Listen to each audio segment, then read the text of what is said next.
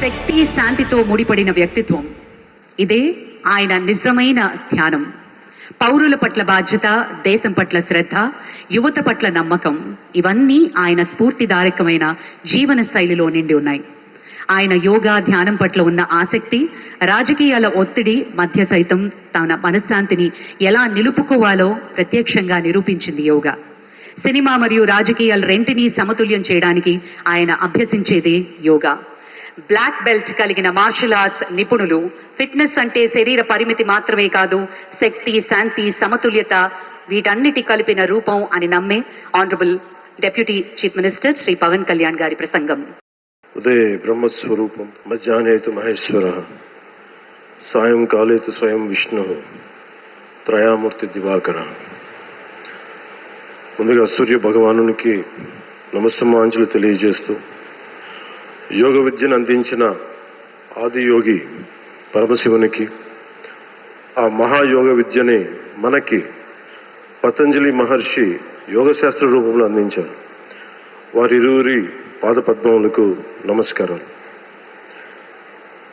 మన యోగ విశిష్టతను, గొప్పదనాన్ని ఋగ్వేదంలో ఉన్న మహానుభావులు తెలియజేస్తే, దానిని ప్రపంచవ్యాపితం చేసిన దార్శనికులు మాత్రం గౌరవ ప్రధానమంత్రి శ్రీ నరేంద్ర మోదీ గారు.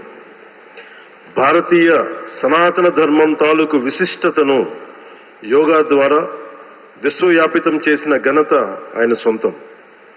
యోగా సాధకులు ఎంతటి దృఢచిత్తాన్ని కలిగి ఉంటారు, ఒత్తిడి జయించి సంకల్ప సాధకులుగా ఎలా నిలబడతారన్న దానికి కూడా మన గౌరవ ప్రధాని శ్రీ మోదీజీ గారు నిలువెత్తు ఉదాహరణ.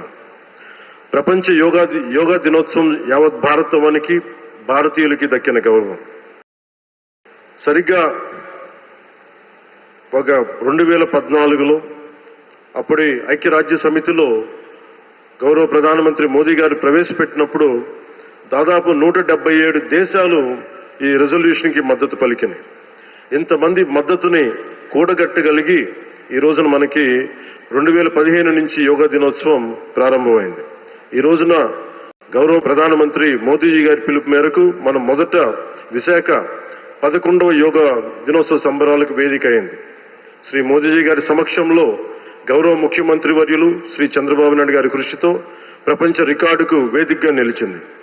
విశ్వనరులు మోదీజీ గారి పిలుపు మేరకు యోగా ఒక వన్ ఎర్త్ వన్ హెల్త్, ఈ ఆరోగ్యం థీమ్ని ఈ వేదిక నుంచి ప్రతి ఒక్కరూ ముందుకు తీసుకెళ్లాలని మనస్ఫూర్తిగా కోరుకుంటూ, ఇక్కడ ఆసీనులైన మీ అందరికీ, ఇక్కడికి వచ్చేసిన ప్రతి ఒక్కరికి కూడా పేరు పేరున నా హృదయపూర్వక వందనాలు, నమస్కారాలు.